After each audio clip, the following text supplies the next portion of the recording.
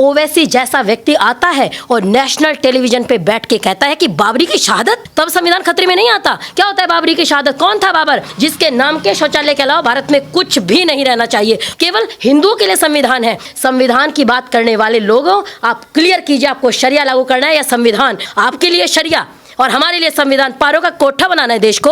अगर भाईचारा जैसी कोई चीज होती तो कार सेवकों का बलिदान नहीं होता। और फैज खान का, जो कि वहाँ पे मिट्टी लेके जा रहे हैं, बहुत शोर मच रहा है। राम मंदिर से बड़ा मुद्दा उनको बना दिया गया। आज हमने बलिदान दिया है राम मंदिर के लिए, हमने संघर्ष किया है। और राम मंदिर किसी के बाप की जागीर नहीं है, उनके शब्द हैं। कोई लानत इंदौरी आएगा और वो कहेगा हमारे फैजों की मिट्टी भी शामिल है मंदिर की नींव में।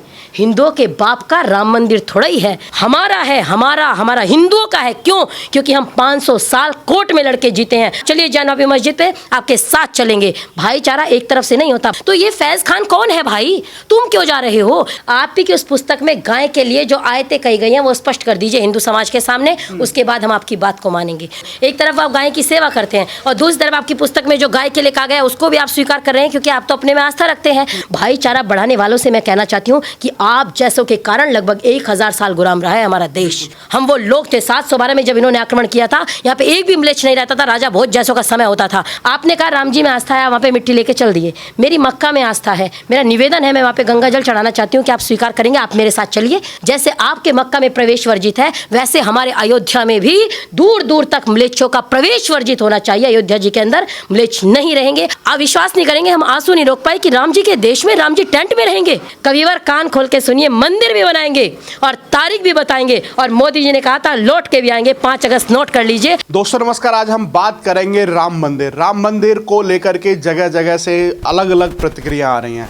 ओवैसी साहब कहते हैं कि अगर नरेंद्र मोदी वहां पर जाएंगे तो संविधान खतरे में आ जाता है उनके हिसाब से, क्योंकि उन्होंने संविधान की शपथ ली है तो उनका जाना उचित नहीं है, सेक्युलर खतरे में आता है। दूसरी तरफ अगर हम बात करें तो ममता बनर्जी हैं, उन्होंने लॉकडाउन लगाया है। आप जान सकते हैं कि शुक्रवार को बड़े लार्ज स्केल पर नमाज पढ़ी जाती है, तो उस दिन खुला रहेगा। जिस दिन बकरीद है उस दिन खुला रहेगा, और जिस दिन भूमि पूजन होगा उस दिन पूरा बंगाल बंद रहेगा। इस विशेष चर्चा के लिए हमारे साथ आयुषी राणा जी हैं। ओवैसी जैसा व्यक्ति जब संविधान की बात करता है तो मुझे बड़ा आश्चर्य होता है। संविधान की रक्षा, ओवैसी जैसा व्यक्ति, दोनों शब्द ही विपरीत हैं। जैसे एक उदाहरण देखिए, उन्हीं का भाई, ओवैसी का भाई खुले मंच से कहता है कि 15 मिनट के लिए पुलिस हटा लीजिए, कहता है ना। और ओवैसी का सगा भाई है, तो ओवैसी उसको संविधान नहीं समझाते। संविधान केवल हमारे लिए है, नरेंद्र मोदी के लिए है। जिस राम मंदिर के लिए हमने 500 साल संघर्ष किया, कार सेवकों ने बलिदान दिया। कार सेवक वहाँ पे सेवा करने गए थे, गोली चलवाई गई थी और कोठारी बंधुओं का बलिदान हुआ था। जब वो राम मंदिर बनता है तो ओवैसी जैसा व्यक्ति आता है और नेशनल टेलीविजन पे बैठ के कहता है कि बाबरी की शहादत जैसा शब्द का प्रयोग करता है, तब संविधान खतरे में नहीं आता। क्या होता है बाबरी की शहादत? कौन था बाबर? बाबर एक विदेशी आक्रांता था, जिसका मंदिर तो छोड़िए, जिसके नाम के शौचालय के अलावा भारत में कुछ भी नहीं रहना चाहिए। उस बाबर को अपना बाप मान के बैठे हैं और संविधान की बात करते हैं। केवल मोदी जी के लिए संविधान है, केवल बीजेपी के लिए संविधान है, केवल हिंदुओं के लिए संविधान है। अगर हिंदुओं की आस्था का विषय है तो संविधान याद आ जाता है। और जब 15 मिनट के लिए पुलिस हटा रहे थे, जब अभी कुछ दिन पहले वारिस पठान का बयान आया था, उसके बाद माफी मांगते घूमे। पहले तो बयान दे दिए और उसके बाद माफी मांगते घूम रहे थे, तब ओवैसी क्यों नहीं बोले? तब जबान में दही क्यों जम जाती है? संविधान की बात करने वाले लोगों, आप क्लियर कीजिए, आपको शरिया लागू करना है या संविधान? दोनों नहीं चलेगा। आपके लिए शरिया और हमारे लिए संविधान। पारों का कोठा बनाना है देश को। आपके अनुसार देश नहीं चलेगा, देश चलेगा संविधान के अनुसार। और संविधान आपके लिए भी है, हमारे लिए भी है, किसी एक के लिए नहीं। जब संसद भवन में खड़े होकर के आप अपना नारा लगाते हैं तब आपको संविधान समझ में नहीं आता। तो आज मैं सुन रही थी अंजना ओम कश्यप के साथ, जब आज तक पे थे वो, तो कह रहे थे अरे भाई राम मंदिर में अगर मोदी जी चले जाएंगे तो सेक्युलर खतरे में आ जाएगा। 1976 में, जब सन 1976 में सेक्युलर शब्द संविधान में जोड़ा गया, तब जोड़ा इसलिए गया कि हमको खतरे में लाया जाए। जब भी देखो हिंदुओं के लिए संविधान लेके खड़े हो जाते हैं। आप एक बार कहते हो वैसी बंधु, आप जब बोल रहा था आपका बंधु मिलकर के, क्या 15 मिनट के लिए पुलिस हटा लो, देखेंगे किसमें कितना दम। जब आप खुले मंच से एक बहुसंख्यक को चैलेंज कर रहे थे, और ममता जो शुक्रवार को खोल देती हैं लेकिन 5 तारीख को लॉकडाउन लगा के रखा है, तो ध्यान रखिए ममता दीदी, आप ही के समय आप ही की एक जैसी हैं जो कश्मीर में रहती हैं, जो जम्मू में रहती है, और क्या कहती थी, अगर 370 हट जाएगी तो झंडे उठाने वाले नहीं मिलेंगे, तिरंगे उठाने वाले नहीं मिलेंगे। आज हालत देख लीजिए ममता दीदी, समय बदलता जरूर है। आएगा, ज़रूर ध्यान रखिएगा, सबका नंबर आएगा। अच्छा, सबसे बड़ा सवाल यहाँ पर एक ये भी खड़ा हो रहा है कि जो राम मंदिर है 500 साल हम कोर्ट के माध्यम से उसे जीतते हैं और उसके बाद कुछ मुस्लिम समुदाय से आते हैं कि हमारी भी इसमें मिट्टी दी जाएगी और कोई सरिया लेके आता है, कोई कुछ लेके आता है और कहते हैं कि अब भाईचारे की एक मिसाल दी जा रही है। तो जब कोर्ट में केस चल रहा था उस समय तो भाईचारे की मिसाल दिखाई नहीं दे रही थी। अगर राम मंदिर का फैसला सुप्रीम कोर्ट के माध्यम से हो जाता है तब इनको भाईचारा नज़र आता है। भाईचारा नहीं, एक है भाई और एक है चारा। अगर भाईचारा जैसी कोई चीज़ होती तो कार सेवकों का बलिदान नहीं होता। अगर भाईचारा जैसी कोई चीज़ होती तो आज कोठारी बंदों का बलिदान नहीं होता। अगर भाईचारा जैसी कोई चीज़ होती आज भी साध्वी रीतमरा दीदी केस नहीं झेल रही होती। इन्होंने कहा भाईचारा, 500 साल से हम केस किससे लड़ रहे थे बताइए हमको? 500 साल से हम संघर्ष कर रहे थे, कितनी बार आया कि समझौता कर लीजिए, बैठ जाइए। और हमको समस्या ये है, आज राम मंदिर का फैसला आ गया और फैज़ खान का जो कि वहाँ पे मिट्टी लेके जा रहे हैं, बहुत शोर मच रहा है। राम मंदिर से बड़ा मुद्दा उनको बना दिया गया आज। जो हमको खुशी का विषय था, जो हमारी प्रसन्नता का विषय था, हमारे यहाँ घी के दिए जलने का विषय था कि राम मंदिर, हम सोचते नहीं थे कि हम जीते जी कभी राम मंदिर को देख पाएंगे। ये ईश्वर की कृपा कहिए या राम जी, हो ही वही जो राम रचि राखा। आज हो रहा है, वो संभव हो रहा है। लेकिन आज फैज़ खान नाम का व्यक्ति आता है और उसको भुनाने लग जाता है। मैं उनका सुन रही थी, एक ऑडियो वायरल हो रहा है, संभवतः रेणुका दीदी के साथ है। उस ऑडियो में वो कह रहे हैं कि हमने बलिदान दिया है राम मंदिर के लिए, हमने संघर्ष किया है और राम मंदिर किसी की जागीर, किसी के बाप की जागीर नहीं है, उनके शब्द हैं। देखिए यही तो मुद्दा है हमारा। मिट्टी डालने से समस्या नहीं है, समस्या यह है राम मंदिर किसी के बाप की जागीर नहीं है। अभी से शब्द चलने लगे और आने वाले 500 साल बाद कोई लानत इंदौरी आएगा, जैसे उसने कहा था ना अभी कि किसी के बाप का हिंदुस्तान थोड़ा ही है, कोई लानत इंदौरी आएगा और वो कहेगा हमारे फैज़ों की मिट्टी भी शामिल है मंदिर की नींव में, हिंदुओं के बाप का राम मंदिर थोड़ा ही है। और हमारे कार सेवकों के बलिदान को भुला दिया जाएगा, कोठारी बंदों के बलिदान को भुला दिया जाएगा। इसलिए राम मंदिर हमारा है, हमारा हिंदुओं का है। क्यों? क्योंकि हम 500 साल कोर्ट में लड़के जीते हैं। अगर भाईचारा है तो फैज़ खान से मैं निवेदन करूंगी, फावड़ा कुदाल लेके चलिए। जहाँ पे आप कृष्ण जन्मभूमि के पास जो बनाए हैं ना, जहाँ पे जन्म हुआ था, वहाँ पे जो मस्जिद है वहाँ चलिए, आपके साथ चलेंगे। उसके बाद आप चलिए जन्मभूमि मस्जिद पे, आपके साथ चलेंगे। भाईचारा एक तरफ से नहीं होता, भाईचारा होता है व्यवहार से, भाईचारा होता है आपकी शालीनता से, भाईचारा होता है अगर आप पहले आते कि राम जी की आस्था है, राम जी तो हमारे भी हैं। आप देखिए भाई, एक किसी मुस्लिम हिंदू सबके राम जी हैं। सच सर्वगुणोपेता कौशल्यानंद वर्धन और समुद्र एवं गांभीर्य धैर्य हिमवानी व, जिसके लिए वाल्मीकि रामायण में ऐसा कहा गया हो, वो राम जी सर्वदा भी सद भी समुद्र व सिंधु भी, जिनके लिए ऐसा कहा गया वो राम जी सबके हैं। आपको हम भाईचारा मानते और आपसे नींव में मिट्टी डलवाते, लेकिन कब? जब आप पहले ही स्वागत करते कि राम मंदिर हमारा भी है, राम हमारे भी हैं। आप जाइए और मर्यादा पुरुषोत्तम श्री राम का भव्य मंदिर बनाइए।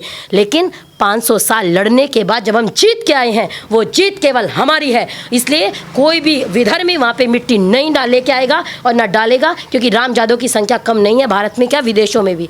तो हमको ऐसे लोग नहीं चाहिए जो कि आज केवल उसको भुनाने आ गए। अगर वो वहाँ से पैदल चल के आते हैं फैज़ खान, तो वो अपने आप में गौ कथावाचक भी बनते हैं अपने आप को, जहाँ पर हम गाय को रोटी खिलाते हैं और ये गायों पर अत्याचार करते हैं और उसके बाद गाय कथा करते हैं। अब उससे साफ साफ दर्शाता है कि आप किस मनसा से यहाँ पर आ रहे हैं। अब देखिए, उन्होंने कहा कि मैं गौरक्षक हूँ और मैंने सुना भी, बहुत प्रसिद्ध है, गौ सेवक है, गौ सेवक है।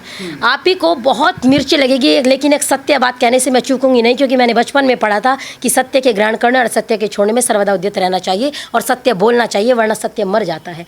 आप ही की पुस्तक में, जिसको आप मानते हैं, आप ही की उस पुस्तक में गाय के लिए जो आयतें कही गई हैं वो स्पष्ट कर दीजिए हिंदू समाज के सामने, उसके बाद हम आपकी बात को मानेंगे। इनकी पुस्तक में गाय के लिए जो जो कहा गया है, एक बार फैज़ खान नेशनल टेलीविजन पे आए और वो क्लियर करें कि मैं इस पुस्तक को नहीं मानता जिसमें गाय के लिए ऐसा कहा गया है। एक तरफ आप कहते हैं मैं गौरक्षक हूँ, एक तरफ आप गाय की सेवा करते हैं, और दूसरी तरफ आपकी पुस्तक में जो गाय के लिए कहा गया है उसको भी आप स्वीकार कर रहे हैं, क्योंकि आप तो अपने में आस्था रखते हैं। तो दोनों रास्ते एक साथ नहीं चल सकते। सत्य केवल एक होता है, दो सत्य नहीं होते। आप यहाँ हैं तो वहाँ नहीं है, वहाँ है तो यहाँ नहीं है, दोनों सत्य नहीं हो सकते। एक सत्य होगा, या तो आप उस आयत को स्वीकार करते हैं और या आप गोरक्षक हो सकते हैं, दोनों नहीं चलेगा। आप पहले अपना स्टैंड क्लियर कीजिए कि आप हैं क्या। और अगर आपको इतनी ही आस्था है, जो वहाँ पे बैठ के राजनीति कर रहे हैं ना कि भाईचारा बढ़ेगा, भाईचारा बढ़ाने वालों से मैं कहना चाहती हूँ कि आप जैसों के कारण लगभग 1000 साल गुलाम रहा है हमारा देश, वरना हम वो लोग थे 712 में जब इन्होंने आक्रमण किया था, यहाँ पे एक भी म्लेच्छ नहीं रहता था, राजा भोज जैसों का समय होता था। हमारे यहाँ संस्कृत की पढ़ाई होती थी और इतनी अच्छी संस्कृति हमारे यहाँ थी, लेकिन आए और दूषित कर गए। तो हमारे यहाँ जो भाईचारा बढ़ा रहे हैं, मैं उनसे कहूँगी एक बार भाईचारा कृष्ण जन्मभूमि पे क्यों नहीं बढ़वा लेते? इतना भाईचारा है तो काशी विश्वनाथ पे बढ़वाइए ना। भाईचारे की जिम्मेदारी केवल हमारी नहीं है। और भाईचारा बढ़ेगा, एक काम कीजिए आप, 5 एकड़ आपको भूमि मिली है ना, मैं फैज़ खान से अनुरोध करूंगी, हम भी भाईचारा चाहते हैं, आप उस पे एक भव्य राम मंदिर का निर्माण और करा दीजिए राम जी के नाम से, तब भाईचारा बढ़ेगा। इससे बड़ा भाईचारा क्या होगा? दूसरा भाईचारा बढ़ाने के तरीके बता रही हूँ। आपने कहा राम जी में आस्था है, वहाँ पे मिट्टी लेके चल दिए। मेरी मक्का में आस्था है, मेरा निवेदन है, मैं वहाँ पे गंगा जल चढ़ाना चाहती हूँ कि आप स्वीकार करेंगे? आप मेरे साथ चलिए, आप भी तो मेरा साथ दीजिए। आप कहेंगे, अभी मैं कल एक प्रश्न पढ़ रही थी, उसका उत्तर भी दे देती हूँ। कल किसी ने मेरी पोस्ट पर कमेंट किया, मैंने कल एक वीडियो पोस्ट किया था, तो उस पर कमेंट किया कि मक्का भारत में नहीं है, तो इसलिए आप भारत की बात कीजिए, वहाँ की बात मत कीजिए। देखिए भाई, देश में, दुनिया में जितनी भी बड़ी बड़ी कम्युनिटी है, उसमें 3-4 मैं गिना देती हूँ आपको। हिंदुज़्म हो गया, और एक हो गया इस्लाम, और एक हो गया क्रिश्चियनिटी। सबके अपने अपने आराध्यों के मंदिर हैं। इस्लाम का हो गया मक्का में, हिंदुओं का कहाँ है? अयोध्या में। मक्का में हमारा प्रवेश वर्जित है, हम नहीं जा सकते। तो आप राम मंदिर को सामान्य नहीं समझिए, वो सामान्य मंदिर मस्जिद का प्रश्न नहीं है। राम मंदिर जैसे आपके आराध्य मक्का में रहते हैं, वैसे हमारे आराध्य वहाँ पे रहेंगे अयोध्या में। जैसे आपके मक्का में प्रवेश वर्जित है, वैसे हमारे अयोध्या में भी दूर दूर तक म्लेच्छों का प्रवेश वर्जित होना चाहिए। अयोध्या जी के अंदर म्लेच्छ नहीं रहेंगे और म्लेच्छ नहीं जाएंगे, हम यही कहेंगे। आप उसको सामान्य मत समझिए। आप कह रहे हैं मक्का भारत का विषय नहीं है, ये आराध्य का विषय है। ये आप इसको मुद्दा ही आपको नहीं पता, आपको यही नहीं पता कि ये बहुत साधारण नहीं है, तो इसको समझना पड़ेगा। आप इसको राजनीतिक केंद्र ना बनाएं, आप इसको आस्था का केंद्र आने दीजिए। और अयोध्या जी में म्लेच्छों का प्रवेश वर्जित होना चाहिए, जैसे मक्का में हमारा प्रवेश वर्जित है। हमारा प्रवेश कराइए, तब हम जानेंगे भाईचारा, तब आना अयोध्या में। मोदी जी का एक फ़ोटो बड़ा तेज़ी से वायरल हो रहा है, 29 साल पुराना है, और उस समय जिस पत्रकार ने फ़ोटो लिया था अयोध्या का ही, तो उन्होंने जब बात की थी उनसे, तो उन्होंने कहा था कि मैं दोबारा लौट करके आऊँगा। तो वो समय लौटने वाला अब आ गया है। 5 अगस्त को वो दोबारा लौट के आ रहे हैं, और बड़ी प्रसन्नता के साथ पूरा सोशल मीडिया उसको हाथों हाथ उठा रहा है। उसको लेकर के क्या कहते हैं? आज राम मंदिर बन रहा है हिंदुओं का, आप समझ नहीं सकते कि हम कितने प्रसन्न हैं। हम बहुत छोटे थे जब निर्णय आया करते थे कि आज राम मंदिर के लिए सुनवाई होगी। आज तारीख पे तारीख बदल दी जाती थी, आज ये तारीख, आज वो तारीख, तारीख पे तारीख हमको दी जा रही थी, मंदिर नहीं बनाया जा रहा था। वो मंदिर जब लोग घूमने जाते थे, मैं एक बार घूमने गई थी 2012 में, और जब 2012 में मैं वहाँ पे गई, मैं कार्यक्रम में गई थी फैज़ाबाद, और जब वहाँ पे गई तो उसमें जब घूमते रहे इतनी चेकिंग जैसे पता नहीं कहाँ आ गए। राम जी के देश में राम जी कैसे वनवास काटे, इसको देखिए। इतनी चेकिंग, इतनी बड़ी लोहे का, और इतनी सिक्योरिटी वहाँ पे थी, आप जान नहीं सकते।